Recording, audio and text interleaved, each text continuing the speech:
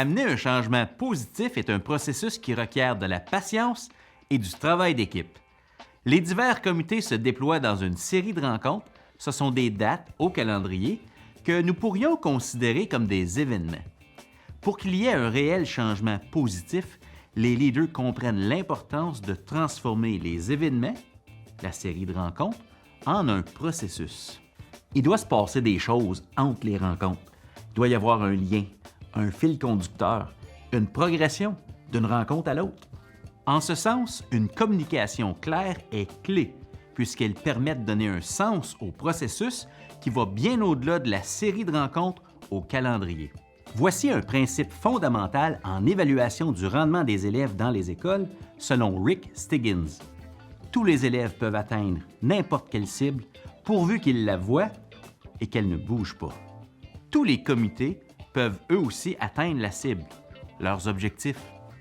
Une communication claire permet aux membres du comité de jouer leur rôle au meilleur de leurs capacités. Avant la rencontre, on veut s'assurer que tous aient accès à l'information.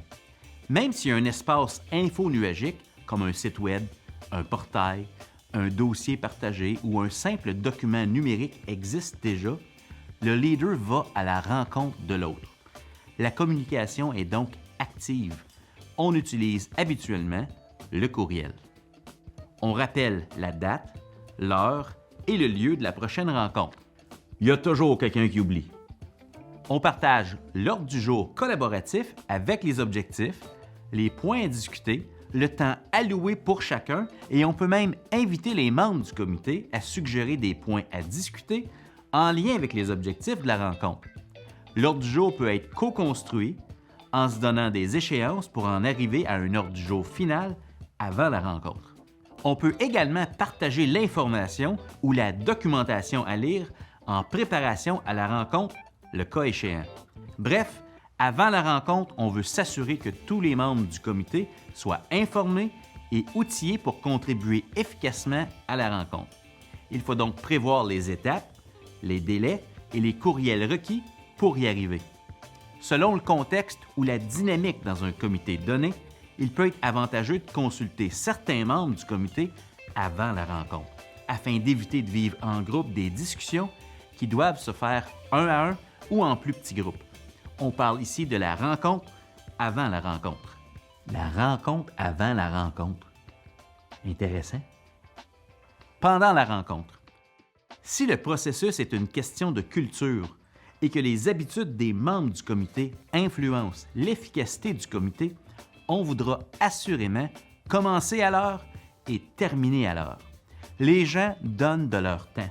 La personne responsable de la gestion du temps peut très bien gérer la rencontre en ce sens. Et tous les participants ont un rôle à jouer pour y arriver. Ensuite, on veut donner une voix à tous les participants. Les raisons pour lesquelles on veut amener les gens à partager leurs idées sont nombreuses. L'idée, c'est d'activer le cerveau collectif. La personne la plus intelligente dans le groupe, c'est le groupe.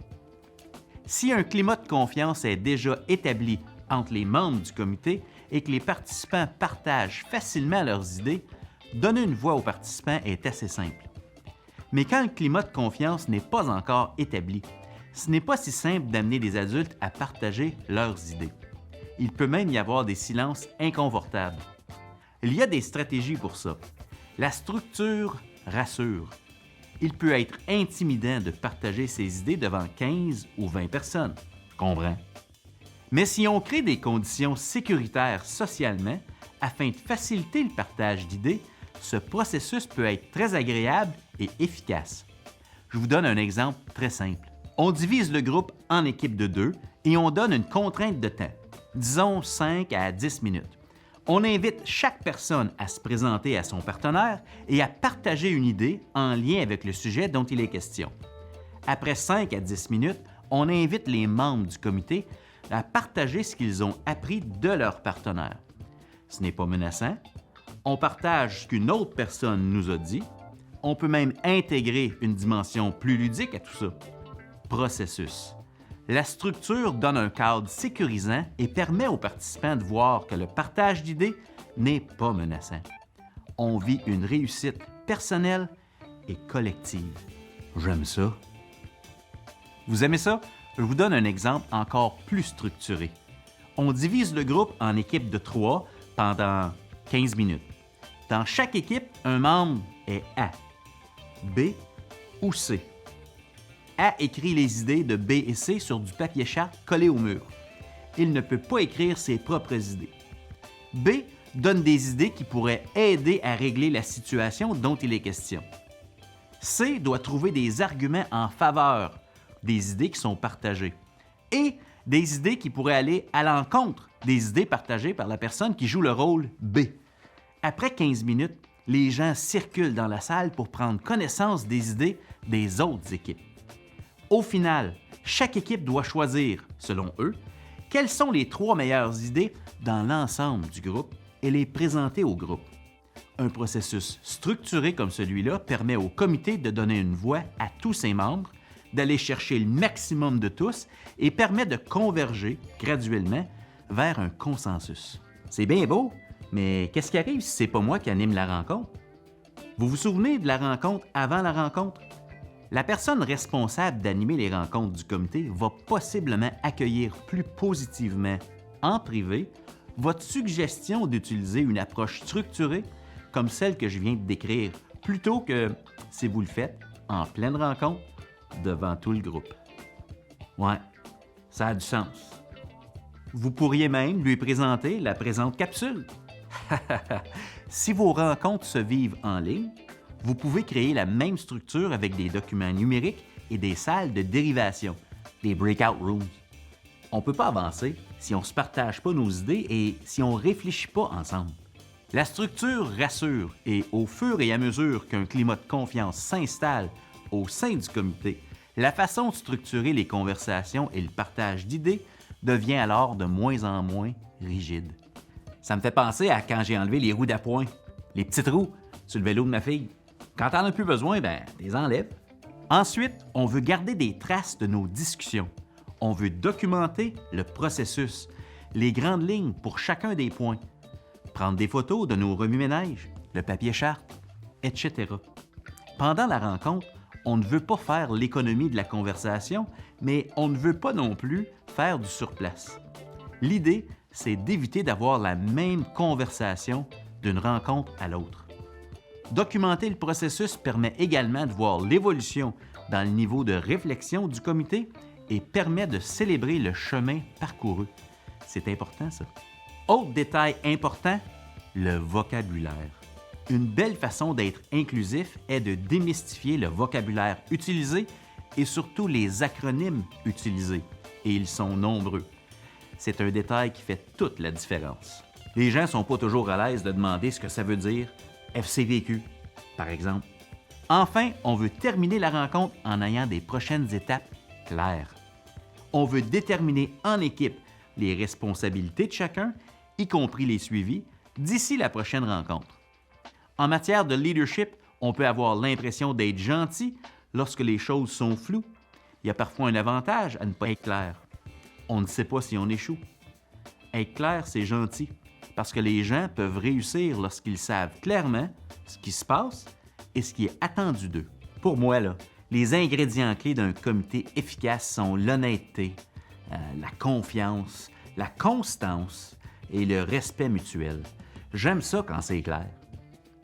Après la rencontre, on voudra surcommuniquer la clarté. Patrick Lencioni affirme qu'on ne peut pas trop communiquer. On peut envoyer un courriel avec les notes de la rencontre, un procès-verbal, l'enregistrement de la rencontre, des remerciements, les suivis à venir, les informations au sujet de la prochaine rencontre et peut-être rappeler le protocole de communication et les personnes concernées, si les gens ont des questions. Où trouver les informations requises et comment accéder aux espaces numériques en place. On voudra donc mettre à jour l'environnement infonuagique du comité et tout ce que ça implique. Finalement, afin de transformer les événements en processus, il doit y avoir un fil conducteur et des actions cohérentes entre les rencontres. La communication claire et efficace permet de créer ce fil conducteur et de donner un sens au processus. Elle permet également de ne pas avoir les mêmes discussions d'une rencontre à l'autre. En guise de synthèse, on cherche à transformer les événements que sont nos rencontres en un processus. Avant la rencontre, on s'assure que tous aient accès à l'information dont ils ont besoin pour contribuer activement lors de la rencontre. Pendant la rencontre, on respecte notre emploi du temps. On utilise les stratégies requises pour donner une voix aux participants. On documente le processus et on se donne des prochaines étapes claires. Après la rencontre, on surcommunique la clarté et on donne un sens au processus. Amener un changement positif, c'est un processus. Plus la communication est claire, plus les gens peuvent bien jouer leur rôle et sentir qu'ils contribuent concrètement. Être clair, c'est gentil. C'était la 5e de 5 capsules de la série TONIF pour parents engagés, une collaboration entre la FCPQ, Escouade Édu et Escouade Multimédia. Merci d'avoir pris le temps de nous écouter et bon succès dans votre comité, quel qu'il soit.